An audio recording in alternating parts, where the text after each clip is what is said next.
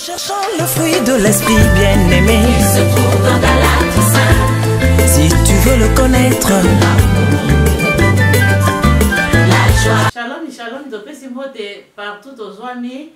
Nzamba sali biso sungolu tokuta na susu lelo tokuta ni obele na ngolu ya nzambe na biso na bomoi.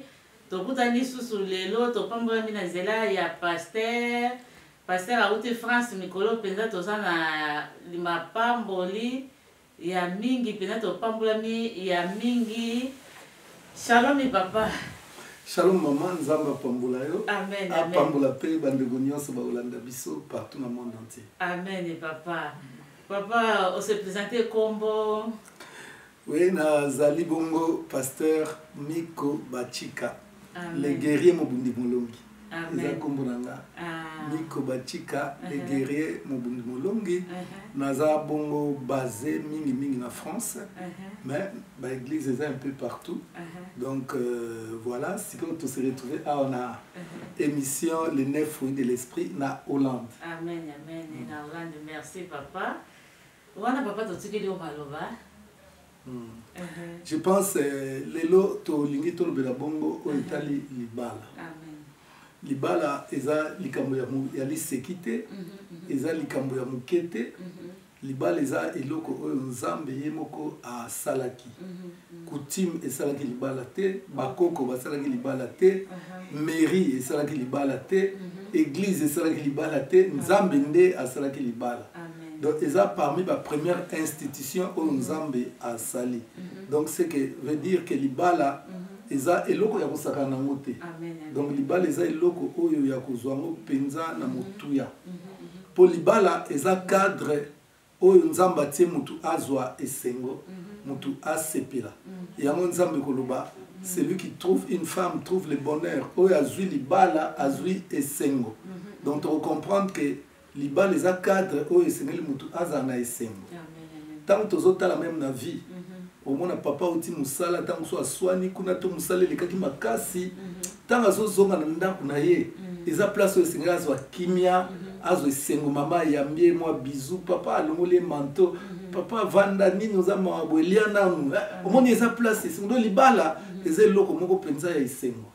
Pe libala eza cadre ya procréation. Procréation veut dire place oyo bato esengeli babotama. Donc nzamba tia même ko botama esengeli za na kati ya libala et non libanda ya libala. Yango moni nzambe tanga sali mutu a créer libala alors na bango siko multipliez-vous. Donc botama na kati ya libala. Donc botama libanda te na kati ya libala. Donc libala eza penza eloko moko ya motuya. Donc ezali ngolu pe ko uta epai na nzambe. Pe libala ezali o esalemaka na deux personnes ya sexe opposé. Nzambe ayebisi Adam na kosalela yo mosungi. Pe mosungi yango akozala semblable. Je te créerai un être semblable. Donc semblable ni koloba nini omona mwasi na mobali bango nyonso bana makila bango nyonso bana musuni bango nyonso bana makolo mibale mutu moko maboko mibale ndenge moko.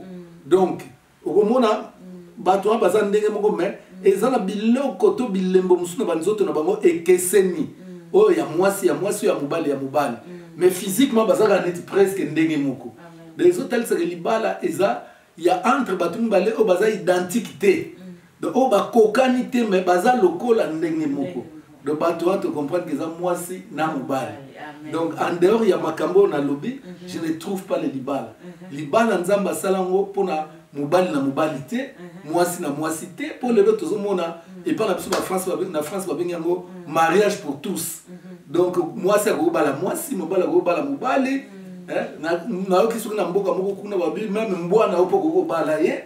Nyonso eza libala mais libala obiso tozolobela eza libala kolandisa volonté ya nzambe. Voilà maman na epte na introduire nano sur question monsieur Zali to koya ko répondre na yango. Merci papa pour mais ça te continuer na biso. OK. Alors le kola tozolobela libala na lingi toloba na ba penser na biso te et sengel to meka kotala yango pe kolandisa Biblia. Alors nazwi Biblia na ngai. Na lingi to tanga mukie to kokendeka na mukanda ya Genèse. Genèse eza beaucoup ya ebandeli donc buku ya ebandeli na ndenge nzambe asalaki libala. Donc ndenge tozolobela soki libala ya mutu eza conforme na makambo oyo tozoloba te, donc c'est eza libala te. Donc soki libala na yo eza lolenge mususu, donc eza libala oyo selon volonté ya nzambe te. Et comme ça selon volonté ba français que bala yoza mwasi bala mwasi, yoza mobali bala mobali, donc mais wana eza susu ya nzambe te. Donc tout total c'est libala kolandisa volonté ya nzambe. Alors tozokende na Genèse chapitre 24. Genèse chapitre 24. Tozokende na Genèse 24, tokotanga moi texte mo moulai, mais yango ka texte moko tokotanga sunu susté. Genèse 24. À partir du verset 50 jusqu'au verset 61. Donc eza moulai mais bo supporter pour totia fondement ya makambo tozolobela na mukona lelo. Donc on a lobby Genèse 24 à partir du verset 50 jusqu'au verset 61. Je lis au nom de Jésus-Christ. Laban et Bethuel répondirent et dirent, c'est l'Éternel que la chose vient. Non, Abandeli. Laban et Bethuel répondirent et dirent, c'est de l'Éternel que la chose vient. Nous ne pouvons te parler ni en mal ni en bien. Voici Rebecca devant toi. Prends et va, et qu'elle soit la femme du fils de ton Seigneur, comme l'Éternel l'a dit. Lorsque les serviteurs d'Abraham eurent entendu leurs paroles, il se prosterna à terre devant l'Éternel. Et les serviteurs sortirent des objets d'argent, des objets d'or et des vêtements qu'il donna à Rebecca. Il fit aussi des riches présents à son frère et à sa mère. Après quoi ils mangèrent et burent, lui et les gens qui étaient avec lui. Et ils passèrent la nuit. Le matin, quand ils furent levés, les serviteurs dirent, « Laissez-moi retourner vers mon Seigneur. » Les frères et la mère dirent, « Que la jeune fille reste avec nous quelque temps encore, une dizaine de jours. Ensuite tu partiras. » Il leur répondit, « Ne me retardez pas, puisque l'Éternel a fait réussir mon voyage. Laissez-moi partir et que j'aille vers mon Seigneur. » Alors ils répondirent, « Appelons la jeune fille et consultons-la. » Ils appelèrent donc Rebecca et lui dirent, « Veux-tu aller avec cet homme ?» Elle répondit, « J'irai. » Et ils laissèrent partir Rebecca, leur sœur et sa nourrice, avec les serviteurs d'Abraham et ses gens. Ils bénirent Rebecca et lui dirent, « Ô notre sœur, puisses-tu devenir des milliers, des myriades, et que ta postérité possède la porte de ses ennemis. » Rebecca se leva avec ses servantes. Elles montèrent sur les chameaux et suivirent l'homme, et les serviteurs émena Rebecca et partit. Voilà, bien aimé, texte Oyo. Ils ont introduit biso pour la kokota na libala. Oyo ezali histoire ya libala ya Rebecca na mobali na ye Isaac. Bien aimé, towe kolobela libala te sans komona ba mabala oyo esalama na Biblia selon volonté ya Nzambe, puisque touti kotalisa ke libala ezali likambo Nzamba sala, eza bakoko te basala libala, eza coutume te sala libala, mairie pa sala libala te, donc bato basala libala, mutu asala libala ezali Nzambe. Donc esengeli tosala libala selon Nzambe. Avant tout na kota na texte oyo, nako expliquer texte moko oyo ezali libala, ou bien nako expliquer libala mususu oyo ezalaki libala ya Jacob na Rachel. Boyebi libala ya Rachel na Rachel ezalaki bilenge mibale bakutanaki na puits, donc na libulu ya mai bakutani kuna pe Rachel aebisi Jacob soko linginga toke pa na biso na présenter pa papa nanga. Donc tomoni Rachel a memi Jacob ti et pa tata na ye, tata na ye comme ezalaki Laban. Tango bakomi kuna abi papa tala mwana mobali oyo alobi alinga balanga. Alors papa Laban a ébisi Jacob alobi papa jeune homme soko ningo bala mwana na nga ngai dot o nga na osenga ezaka il faut sala musala osalanga musala pendant 7 ans donc to moni nini na bandine nkotalisa eloko ya liboso libala ezali d'abord ezobanda na rencontre entre deux personnes mwasi na mobali bakutani basepelani mobali asepeli na mwasi basepeli na mobali wana début yango wana omonaka libala nyonso ebandaka na mwa litoi wana ntango so bato bazalaka te mobali akuta ata bato baza ebele azolukaka mwa discrétion mpo aloba estce tokokutana lelo kute koma facile atindi mwa sms pa ozwi sms esepeli bo yaka tokutana na macdo bokutani atie litoi mais après kotia litoi libala ezokontinue ndenge nini ezokende ndenge nini libala esengeli ke mobali a se présenter epai ya bafutur bokilo na ye tomoni Rachel komema Jacob epai ya papa na ye donc soki ya mobali alingi yo likambo eza sérieux likambo eza maseki te eza copinage te eza penza libala donc eyalaka eloko babomba yango te balobi na biso na bible soki bapelisi mwinda batia yango likolo ya mesa alors mwana mwasi okozwa mwana mobali omemi epa baboti na yo eza te obopesa na barendez-vous on a kwiki oboye abandi deja kofinafina yo te libala eza bongo te libala ya voix normale pour même soki ozongi na Adam a présenté nzambe alobi voici l'os de mes os chair de ma chair donc azo présenté déjà que papa yebaka mwasi yango ye donc esengeli soki mwasi soki mobali alingi yo okomema ye mpo baboti na yo bayeba ke eza likambo ya sérieux likambo nyonso omonaka ezalaka ya kobombama ezalaka sérieux te mpo mobali aye epai ya nzambe makambo ya copinage ça n'existe pas na bible makambo ya copinage eza te donc mwasi soki mobali alingi yo mema ye mpa baboti na yo après cela ye mpe mobali soki déjà makambo eke ye mpa kolinga famille na ye eyeba mpe yo mwasi donc bafamille bandi koyebana c'est ce qu'on appelle la présentation mais la présentation tomoni eloko nini eleki bapesi facture ya libala mama okoki kokamwa ke na oyebi biso ke nani babenga yango nini kanga lupango so nayebi soki kanga lupango eza ya nzambe te obenga yango nini mais nayebi soki eza ya nzambe te mais awa nazotaliso libala ya Rachel na Jacob yo moni kanga lupango akei mokolo ya présentation mokolo bapesi ye facture ozomona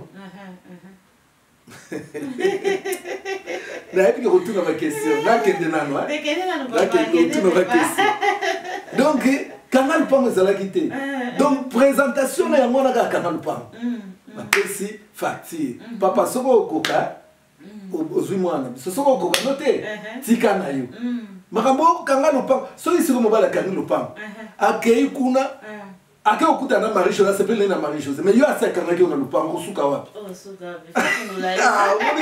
ekomaka mosusu mais soki bapesi facture baye papa soko okoki c'est bon soko okoki te tika na yo e wana mpe mwasi oyebi ke nanu asimba ngai te mpo nanu apesa makambo te donc basimbaka kaka soki ozopesi makambo yango wana omoni Jacob akei koluka mbongo mpo basengaki ye facture ya kokauka 7 ans biso lelo okosengano mpe $1000 $2000 ka ndenge bolingi wana etali moboti na moboti mais sikoyo wana libala nano ebandi te basimbana ata bizu epesamaka te Jacob abetika yo ntango akokisi 7 ans akei kosenga laba mpesa nani totanga batexte ebele te eza émission na émission watanga batexte ebele te oyo natangaki wana tokokóma na yango awa nazobanda nano ntango 7 ans ekoki bible lobi akei epa bokilo na ye aye bokilo dot na yo yango oyo na futi sikoyo pesanga mwasi na nga abakisi nini mpona connaître ye toza mikolo koconnaître na nga ti moto nyonso acomprendre yango mpo nayeba ye mpo toyeba na nzoto nakende mwa bien donc cela veut dire qu'avant akonnaîtraki ye te mais lelo même na minute na oloba ebele pe bazolanda nga wana nanu kute pesa na te me baboti déjà ma pepenza faut bobongisa bobongisa ce n'est pas encore trop tard bobongisa kaka alors tango sikoyo akei omoni deuxième fois zonga pas bokilo ezaka première fois oyo amonaki bokilo présentation deuxième fois amonaki bokilo ezali po apesa d'autres azwa mwasi tangelaka makanga lupango mutswa ya solo beza exacte oyo biso ko bakoma opesa même na nyongo mais okomona nulle part Rachel a aidé même Jacob na musala za sala on a aidé mobali nanga po asala bien po te mama okoyi ko aider mobali te po abala yo wana za ko mibala wana ko misuma mama o mibali ou bien bongo social ba futa ka bana bo kangisi yango po ko pesa ba donc ça le kola wana ki churite mama et ça le kola bana ba baleli tata ba ngo mwasi zalagate ba pepenza vous comprenez comment on est non comprendre papa donc Nathalie sur un peu libala il y a Jacob na Rachel donc ndenge esalemaki mais awa to komi na kaya to komi na kaya nani ya o to tikotanga ya Rebecca na Isaac Jacob nene Abraham alobite mwana ngasi akoli Isaac asakoli mwana ngasengeli abala siko to kosala nini po mwana ngabala aponi serviteur moko na ndako na ye o azalaki na ye fidèle à faire gérer alobite ndoko lukena mwana ngai mwasi na famille na ngai alors apesi biloko nyonso libala tout tango Eleazar o azalaki mosali ya Abraham akei asengi bilembo epai ya Nzambe alobi Nzambe mwasi oyo akomelisa akomelisanga mai mpe akomelisa bashamo nyonso na bango mai en tout cas mwasi wana azala nde mwasi ya maître nanga mwasi ya Isaac tango mpe akei signe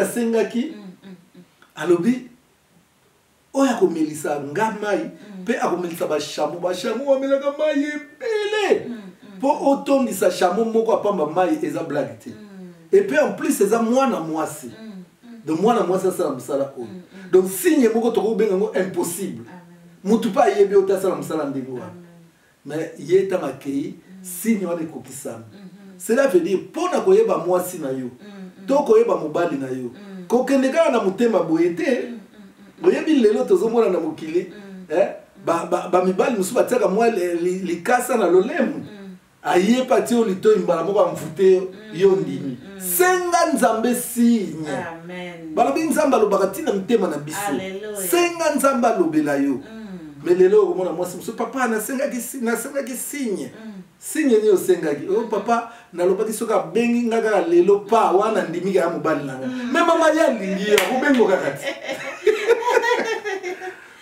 nakosenge kabelo sengi kaka ndimi asombeli nga kabelo wana mobali nanga me ye alingi yo ntango soki apo akonetre abima na yo ati osenge kabelo akopesa yo osenge $100 akopesa yo mwana eza basigne ya pete ozobanga kosenga makasi mpo sino ta kokende se mobali alingi akose sacrifier eloko liboso yango wana ezalaki signe ya mibale bakutani amoni mwana mwasi wana oyo signe ekokisami ayebisi mwana mwasi wana alobi sikoyo mema ngai pa baboti na yo tozongi na procédure oyo ya Jacob ozomona likambo yango tozongi na procédure ya Jacob donc soki omoni déjà makambo ezokokana na biblia donc seke Nzambe azoinsiste nango donc libala il faut toujours ebanda mwana mwasi il faut amema mobali epai ya baboti ntango kaka likambo ezobanda eza likambo ovanda molai te obimaki okendeki classe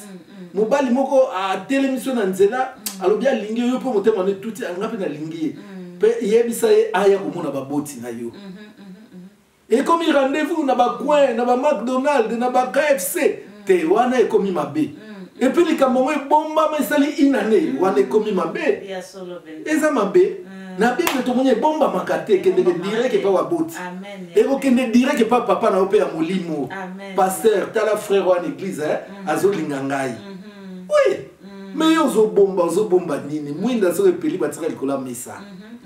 Alors après wana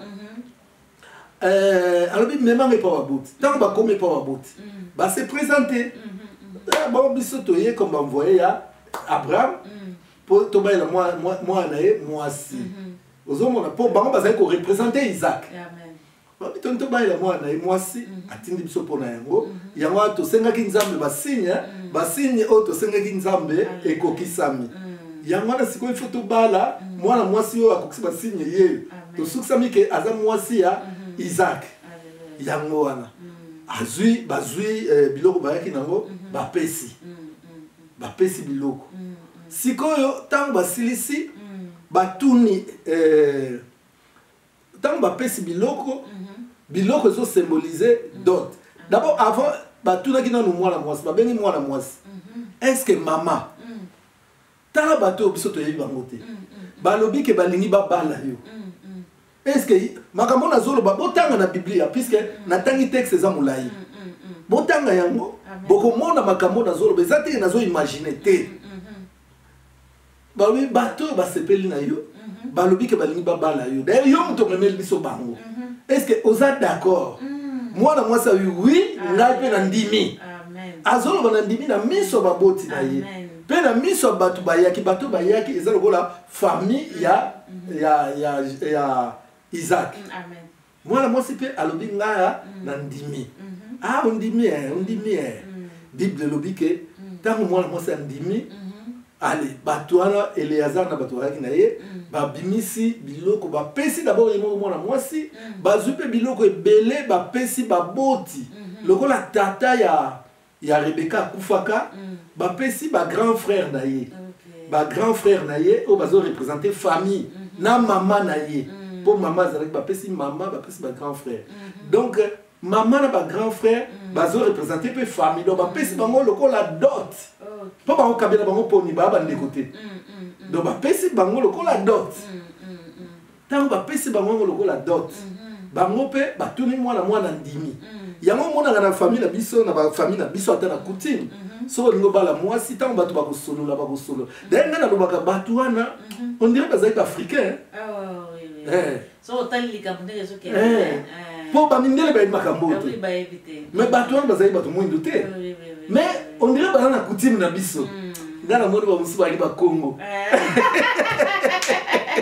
bakozala bakongo mpenza vraiment mpo basali yango mpenza na bakinzonzi batie papapa babimisi mwana mwasi yo bima na biso tosolola basololi donc kaka ndenge kinzonzi esalama bazali bakongo ya mbanza kongo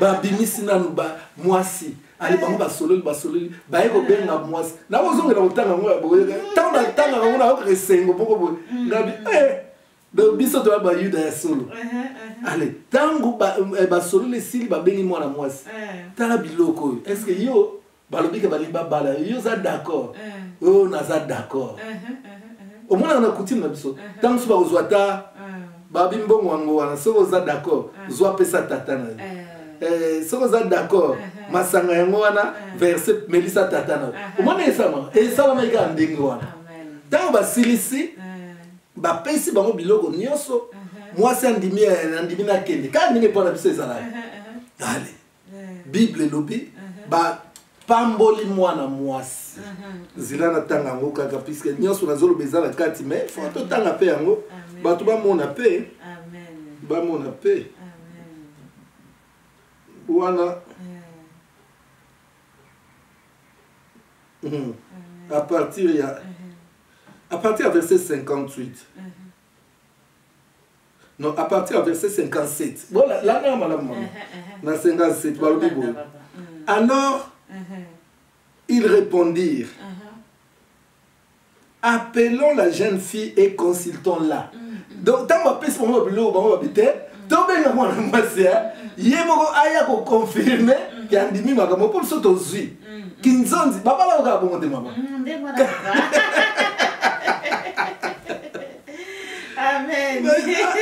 appelons la jeune fille et consultons-la Il y aura verset 58. Ils appelèrent donc Rebecca et lui dirent, veux-tu aller avec cet homme? Maman, on dit même pas aller. Et pourtant, ça va péter. Est-ce qu'on dit, elle répondit, j'irai, Nandimi. Donc voilà. Et ils laissèrent partir Rebecca, leur sœur, et sa nourrice, avec les serviteurs d'Abraham et ses gens. Donc, c'est comme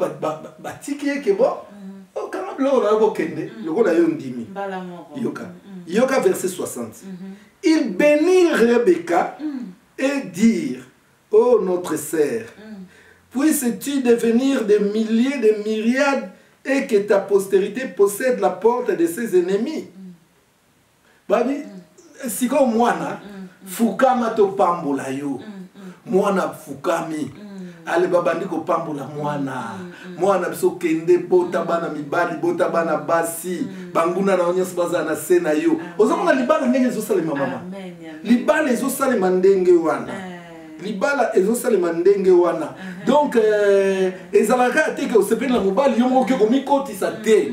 Awa po libala esalema sima badot, sima dot, sima fete po baliaki bible baliaki bamelaki. Sima ya dot, sima makamu nyonso esengeli baboti bapambola mwana bango. Mwana nga ndenge okei na fungoli yo motema. Bota basi, bota mibali, bota mapasa.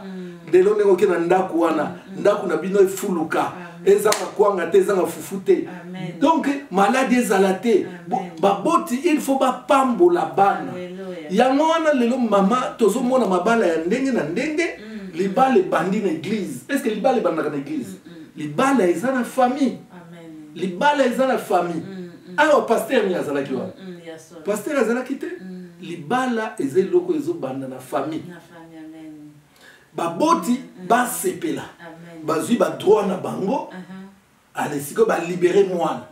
Tamba o libérer mwana, mutema na bango za polele. Ba kopambola mwana. Mais yo papa ozwa mwana batu kaka boye. Ale siko mwana ngo azobota te po bapambola ki ete. Okomi ko kanga ba bokilo ndoki. Ah père na bino chor, mère na bino kanga o mabota, mais papa nzamba lobi ya César o eza César. Ya nzambe o eza nzambe. Mwana batu yo zui opesi baboti ba droite. Mwana wana bapamboli ete. Ozana problème. Ozana problème maman. Donc ozo comprendre na monde ngeza. Donc libana po eza na kimia. Il faut qu'elle na procédure oyo. Amen. So que na procédure oyo te eza problème makasi. Zila mama na bimisa ta boni misanga. Na bisi biye moko. Yesu ba yeko tuna ipo na pako. Batuni Yesu babi kolo tala bato bazotungisa biso tofuta pako. Est-ce que yo za na droit ofuta pako yo za nzambe? Yesu ayebisi bango. Pierre kende na libala kende okanga mbisi. Kende okanga mbisi. Pierre ake akanga mbisi. Kola ayebisi na mbisi okanga. Okomona mbongo eza na kati. Zwa mbongo wana oya nango. Pierre ake alobi pe mbisi azwi apasoli mbisi wana lidumu atala mbongo pe na kati. Ayi kolo mbongo ngo yango. Kola azwi mbongo wana. Atali abitala. Elongi ninyo eza na kati ya. Oh eza elongi ya César. Abikasi Pierre. Oza umitu saponi. O eza mbongo ya César. Pesa César mbongo na ye. O ya nzambe eza ya nzambe. Amen. Mama limisa na pardon na mama. Mama oza mwasi kitoko. Kitoko wana usome kama na wenze. Te papa. Ou bien ba voisin ba papier que yo. Kitoko zo me pas parler na yo Tangu papa moni ya luli yo. Petit oiseau danser. Mais qui danse à Zolula, on est où t'es pas beau na yo. Papa beau, mon bin papa. Voilà, il y a moi donc. Mais nous avons représenté tata na yo. Amen. Donc si tata na zo senga ba droit na ye. Pour en libérer. Va pesa ye ye. Amen, amen. Si ko ba kanga petit oiseau danse, mais qui danse on est tata wana. Petit oiseau marque déposer à tata wana. Amen. Amen. Donc c'est les tata zo ba droit. Amen. Pour y sobi satan na zo ya. Mais l'eau n'est pas dans la tête. Yo ça on nous elonga papa na comment on est papa. Papa Jean Lunzongo. Papa Nzongo. Donc Zoyoka. Donc yo ça on nous représenter tata. So mutalinga zo on est papa Nsomba yo. po basombaka mama wana toboya mo te bapesa biso facture asombaka sino ntango ye asombi yo donc papa koréclame soute mpo asa azwi badroit na ye ozo comprendre mais biso lelo oza na mwasi na ndako ozokanga tata ni ndoki mama ni ndoki opie bango badroit na bango te yesu abi satan azoya donc nakanisi donc wana eza mpona kopesa image mpe aperçu ya libala ndenge esengeli esalema ndenge esengeli ezala libala ebandaka point oyo vraiment nasouligne yango mama libala ndenge batangelaka biso libala ezalaka misato libala ya coutume libala ya l'état to ya mairie mpe na libala ya église mais nga nayebi so c'est faux c'est faux mama nakoyebisa yo ke libala eza kaka moko libala ezalaka kaka moko libala ezalaka epai ya bafamille oyo tobengi mariage coutumier mais lelo surtout ana poto tozokama makambo ezosalema sikoyo papa po aniba misusu mwana atungisi kaka baboti mpe bamoni kaka mwaye te bazwi sikoyo batikeli nzela apambulisani na eglize me balie mbongo te bazwi ta na 1 euro te siko mama olobi nini olobi mpona insistance ya mwana ya mwana baboti batiki nzela mwana baboti bamikuti na état de faiblesse bamikuti na état de faiblesse en réalité moboti eza droit na ye akolobaki bon ngai na osenga na nga dot mingi te bopesanga ta $100 ekoki nango esi ngai nabalisa mwana nasenga na nga babible mpo namonaki eloko mpenza bakopianga te surtout ke mwana na nga wana abalaki antiye bo bantiye baza mpe na bakutine na biso te bo namonaki na force bango na makambo mosusu ntina te mais esalama selo le norme pesa kaka babible bo mpona kosepelisa famille pesa soki nayebi te soki nasengai $200 soki $300 esili nazwi alebi mbokabola ba $100 esili na nga nazwi nanga babible eza ngai donc baboti normalement esengeli mpona kobalisa mwana bazwa ata symbole c'est très important puisque tokosala likambo ndenge bible elobi ndenge bible elobi awa soki otangi rebeka bakolobaki bapesaki baor bapesaki badiamant bapesaki biloko motuya mais soki yo olingi na yo biloko motuya te osengi symbole ngai namona mama président mobutu oyo aza na mbongo ayaki na mbongo ebele mwana na azobala asengaki un likuta symbolique mais akoki koba te d'autres awa tolobela yango te mais lokola yebi makambo te bopesa nga ta symbole un likuta osana mais azwaki quand même ozomona donc eloko nazoloba awa ke libala ezalaka mibale te misato te libala eza moko epai ya baboti tomoni libala awa ya rebeka tomoni bapesaki dot tomoni libala ya rachel bapesaki dot donc mais tant même bamindele babo biso toyebi dot te est ce que biso tosambelaka mindele te tosambelaka nzambe baza na bible papa baza na bible donc bango mpe bapengwa bango bapengwa donc biso tokolanda bango te biso tokolanda bible alors nazoloba boye libala esalamaka kaka na coutume na famille oyo ezoleka na dot mpe nulle part okomona dot epesamaki ya nyongo oyo moto apesi ndambo so etikali ezala te tomonaki jacob akoki kosala mpe 6 ans et demi 6 ans et demi abi bobo kilo et demi wana kosala yango nsima te bakokisa kaka 7 ans donc oyo radio etikala te batikala na eloko te libala nyongo ezalaka te eza mpe te ekanga lopango ozwi mwasi te daya kanga lopango tomoni yango te tomoni mbala moko balekaka na présentation na libala bon libala eza eloko ezosalema na famille mariage coutumier yango wana nde vrai libala soki tolongo na mariage coutumier deuxième chose eza mairie mais mairie ezalaka mariage te mairie eza démarche administrative démarche administrative nakopesa exemple mama papa abali yo na lwanda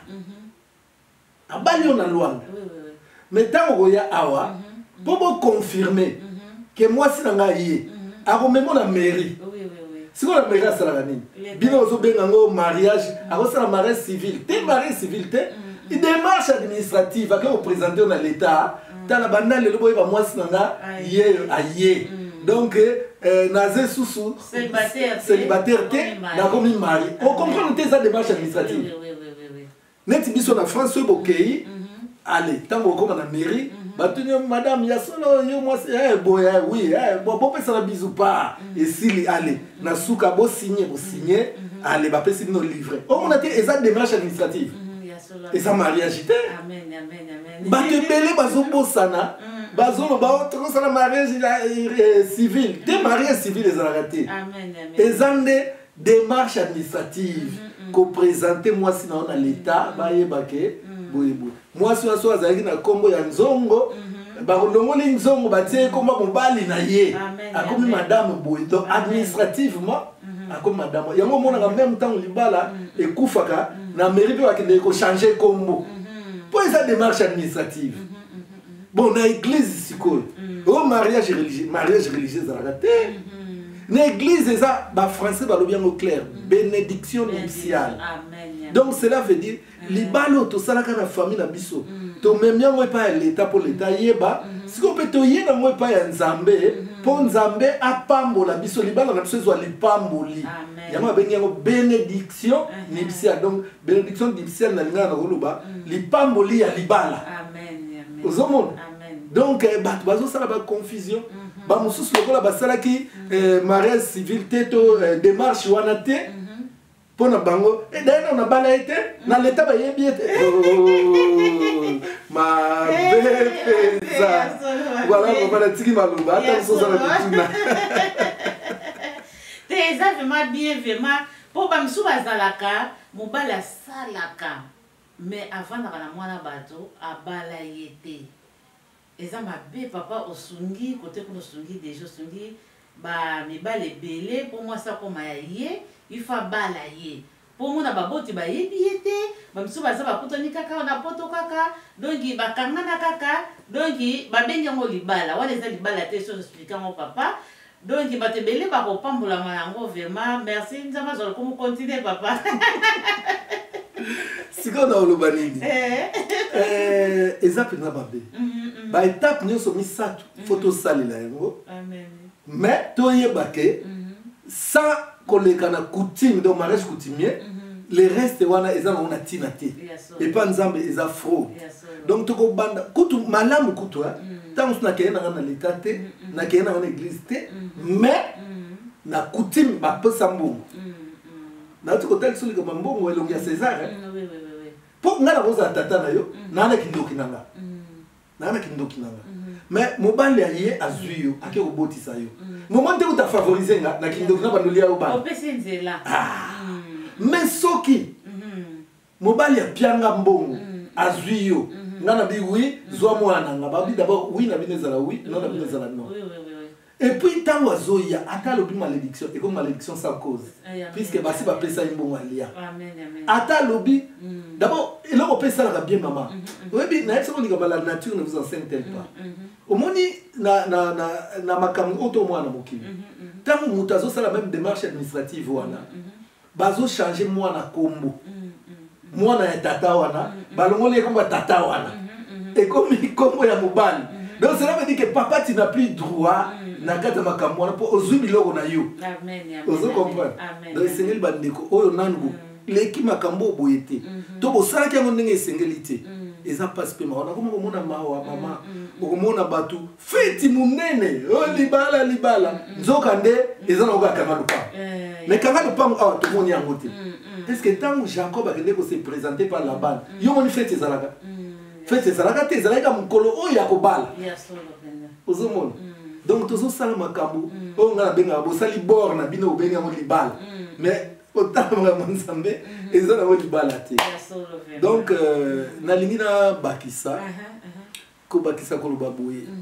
Bandeko tant tozo lo balibala eza facilité. Dans le but tous les 3 étapes il faut te respecter. Ko sala mariage coutumier. Tant to sala mariage coutumier ba famille bazui. O etikali siko eza ba famille te eza biso ngai na yo mwasi na mobali. Il faut nzamba lobi to sa bokomba continuous. Pour bokonzela te pas nzambe. Donc eza normal to que nous ça la démarche administrative wana. Il faut to sala yango. Si mana biso ko balana et pas ya baboti. Pourquoi to ça la démarche administrative wana? Ce qui lobby est arrivé. Que ngana yo, tout ça qui démarche wanati. L'État a yo célibataire. L'État a yebinga célibataire. Mais nous avons dit balana baboti na biso ba yebi. Maman. Mais et comme grave. Ce qui nga mobali lobby na kufi. Babiloko nyonso on a dit dans la vie. Mais normalement ils ont des droits, ils ont moi c'est nga poto comme mutumo. Mais l'État y est bayoté. Yango siko l'État zozwa na ye. Yango l'État zozwa. Donc c'est ngeli bo ça la démarche wana. Malheureusement biso na été sur nos landes ça la makamé wa Londres bazo sala ngo belé même na Paris Belgique ça batu babala na bango na ba famille baza mo simo bali mais likolo ya mbwengi likolo mbwengi et pas l'État va tete to bala na bisoté donc yango mutuna ngala tuno papa po eza ba misusu asambela kaza mundimi vraiment pasteur ministre vient musala nzambe mais basala divorce le kuta divorce mususu les divorce le kuta mususu aboyi abali mwasi na famille l'église mais aboyi comme bimisa pa ya l'État pona mbongo siko bazwa rebele to yebite donc mbongo ngo pe batu bakoma bamvwa mate mais baso sa ndenge na pona nini papa toujours comprendre ça les sumo to ça les sumo mais maman na lobby déjà les gamona ça répondre ngwa na lobby pona mbwengi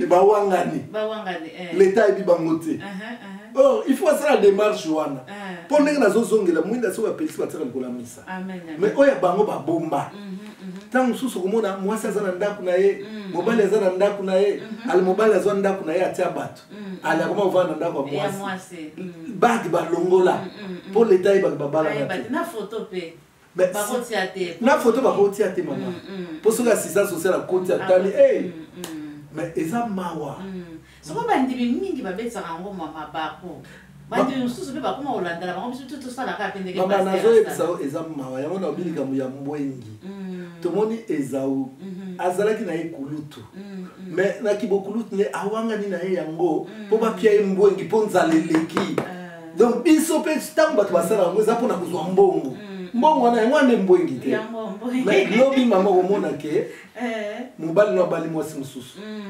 yo oloba nini osotekaka libala te amen otuni ezofungula baporte ebele ezofungula baporte na mabala me bato bacomprendre yango te grave donc eza mabe makasi mais soki mpo otali mbongo yango mpe wana bazwaka wana epesaka bango eloko nini basalaka nango nini donc eza buzoba mama bible ezotalisa biso ke nzambe apambolaka bato mosusu ntango basangani bible elobi ntango boza ensemble nde esika nzambe azosopa bapamboli yo elobi te mpe makambo oyo atoke nango mosika nzambe omona mosusu meme mwana na ye mwana omwasi amemi na mwana na ye awangani mwana epa l'État ale ye moko azwi mbongo afuti tata moko boye lobaki mwana na yo ale mwana wana mpe azwi kombo ya tata wana mais est ce que ozoyeba likambo oyo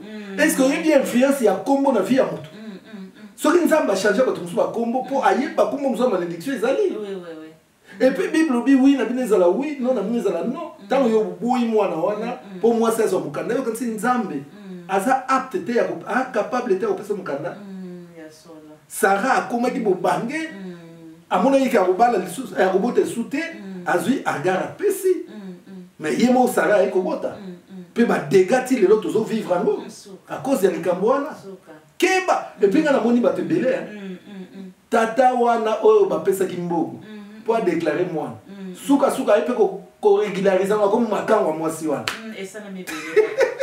esalami ebele ezofungola baporte na ndenge moko ya mabe mpenza mama zwaka nga ntango olingi nalobelelo libala mpo eza grâce oyo nzambe atia kati na nga ngai na mwasi na nga toyebaki nzambe te ngai na mama Liliane toyebaki nzambe te tozalaki deja kovivre vi na biso ntango toyei koyeba nzambe tokati relation nyonso mpo toyokaki liloba ndenge nga mpe nazoloba ndeko bazoyokanga tokati relation nyonso mpe après cela toyei kobalana depuis tobalana ti lelo okomi pratiquement na 33 ans ya mariage nalobi teke ya relation donc so nakei relation kozala ebele mais ya mariage pour te comprendre makambo wana.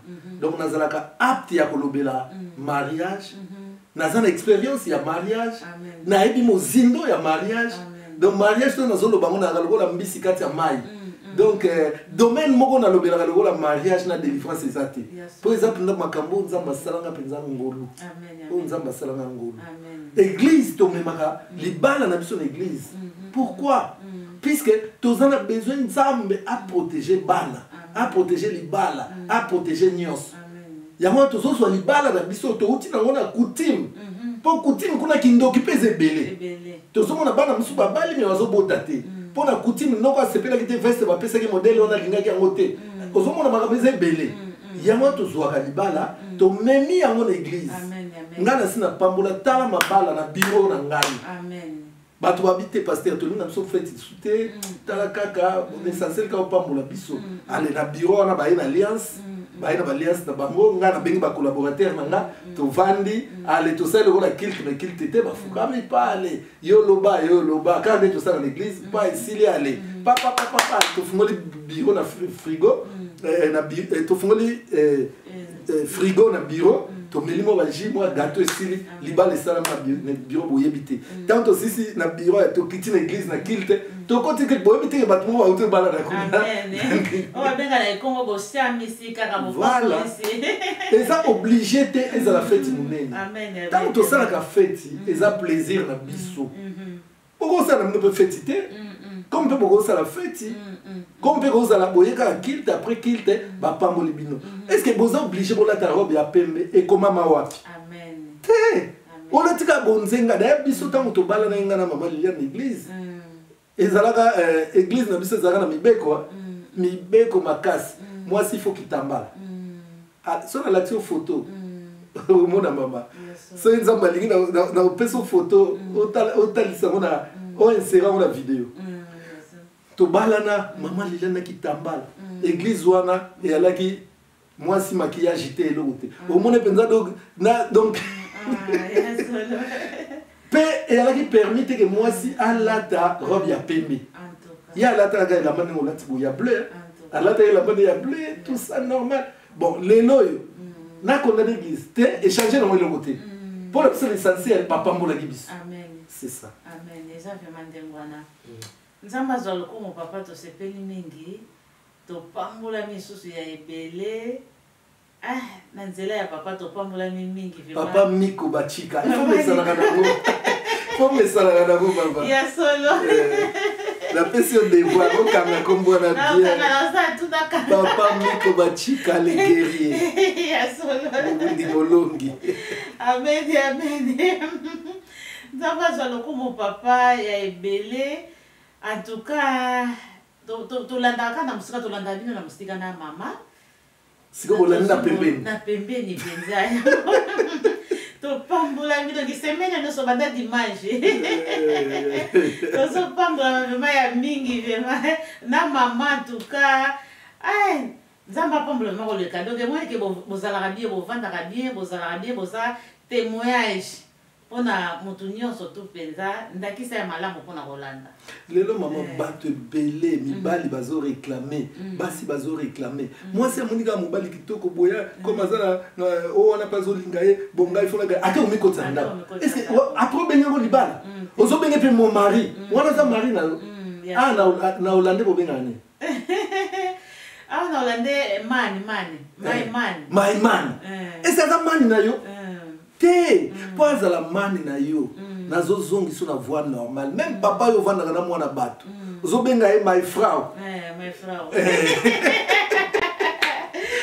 pas la frau na yo la procédure ya ngoyo amen ngana kende ndenga za mama na kende za la fête za matanga eloko moka na famille ya mwasi nanga tana kende na fierté nyos amen pe ba honorer nga mingi amen po ba yeli mutoyo ba droit na nyos to si to zwa ozomona yo okende bazotaloka yo tabana mwana justement merci Seigneur na ngana bosa na koloba likambo mama soki yo mobali ya bala yo te lelo vanda ndaka mobali wana o contribuer bosomba télévision bosomba voiture bosomba biloko nyonso na bala yo te lobi lobi kuma bala bala lingi suyote azumwa simsa koti na ndako abengani opoza ndako na ye est-ce que ozana courage oya epana nga papa na yo que abengani nga biloko za ba TV neza nga bani est-ce que oza courage wana mais soki abala ki yo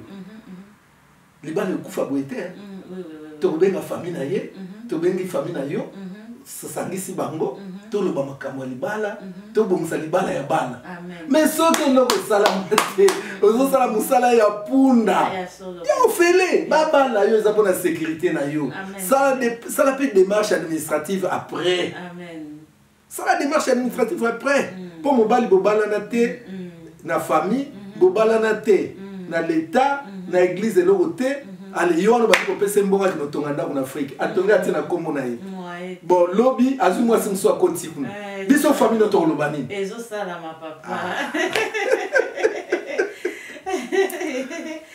ya solo me banza bazalo ko papa na moni tango na biso esili ya olobeze bele metango za muke mais ba épisode ya solo épisode nzamba to pombola mi mingi papa to pambola ma mingi po eza bien pona bana nzambe bato nyonso to basunga bana yango eza bien merci papa wana obondeli pona bato nyonso to na bao bakobala na bao aussi babala na ba mari nyonso to tozo pambola nzambe bandeko nyonso bolandi biso partout na monde entier nzambe apambola bino nakanisi oyo tolobi eza mpona kodéranger mutu te kodéranger entre guillemets foyer moko boye te d'ailleurs bozalaka na bino foyer te pour ma parents bayebi bino te l'état ayebi bino te nzambe pa ayebi bino te mais ata l'état ayebi bino ata église bolekaki mais soki obandaki na famille te bible ezoloba na biso que notre Dieu c'est un Dieu d'ordre libala ebandaka na ordre na famille donc tolobi mpona kodéranger bato te mama makambo olobi eza ebele nakobakisa ndamuke papa yo obali mama te obali ete siko mwana na yo azwi mobali moko ya bien jeune fille no wana Clémentine azwi mobali ya bien mobali ya mbongo ale mobali mpe obi bongo ngale mna vano boye te na mingi bapesanga facture mpona lina bala yo papa osala nini osala mpe na soni te osala veste costume boye mais est ce que yo pia ya solo ozomona te soni mpenza soni ya solo yango wana omoni na bakutime mosusu na bakutime mosusu bazobalisa moto ebembe mpo papa oyo alingi ke il faut ye mpe abénéficie na libala mwana na ye or ke mwasi akufa abalaka mwasi wana te famille koloba te yo toyebi yo te yo est ce que obalaka mwana na biso toyebi yo te yo kosala liste te soki olingi bandana ni kobala mwasi oyo akufa bazobalisa bato ebembe na bakutime ozomona biloko yango na papa azala prudent zala prudent baso mbongo ya mwana baboyi kopesa bazwi yango mpo obalaka mama na ye voilà ozokomprendre makambo oyo donc tocomprendre bandeko na ngai nzambe nde akreaki makambo wana akrea yango pamba te ata bobota bana 5 tant ke opesa mbongo te ozalaka na likama nzambe apambola bino balandi na biso ya émission le 9 fruits de l'esprit baémission tozosala eza baémission moko instructive eza mpona kofungola bino misu même baparent oyo batikaka papa mpo mwana wana atungisaka minga bizwai kaka bongo mokolo ozwa bongo ya kopia te mama wana ozotia mwana na position ya mabe donc libala selon Dieu yango toti kotalisa bino tolobi bapense na biso te totalisi totangi makomi donc ete ya moko na moko ngai nazoyebisa bino naza na expérience ya libala mpe nzambe afungolanga makasi likambo ya libala bien aimé donc yango nazopartage na bino yango nakanisi nzambe osala grâce baémission mosu ekoya oyo tokofungola nayebi te kaka soki libala soki mpe makambo mosusu nayebi te nzambe apambola bino nzambe nyonso oyo tolobi eza mpona gloire na yo bible ezoloba ke toute écriture est inspirée de Dieu et utile pour enseigner pour corriger pour reprendre dans la justice yango nzambe liloba oyo instruire bana na yo mpe nkolo mabala nyonso bato babenga mabala mais na misu na yo eza libala te nzambe ezonga na case de départ puisque bientôt ozoya nzambe soki okuti bandeko oyo kati na vie wana bango bazokanisa libala nzoka eza ekobo nzambe bandeko bakomata te mais yo olingi teke bana na yo bakufa mais yo olingi babika yango ozotinda liloba mpo ekangola bango liloba ekangola nzambe oyo azangi mbongo ya kobala nzambe pesa ye pesa mpe misala na kombo na Yesu Kristo amen. Amen, amen, amen, amen, amen. Merci, merci, merci. Merci, Papa Nzamba Pamboula Soussou Koleka. Merci, Balade émission, les fruits d'esprit partout. Bonjour, Mito Pamboula Nili Soussou. Bato belé vraiment oyo bakosungoma pona yango eza bien pona moko na moko wale zepe kokangola ma papa to lo kata msoba délivrance pasteur botela pona nga yo papa depuis moi non na bota ya bela kaka oyeba te mbongo bato donc ça on sali ka ndanga no kangola ndimbe délivrance yango wana merci wana bye bye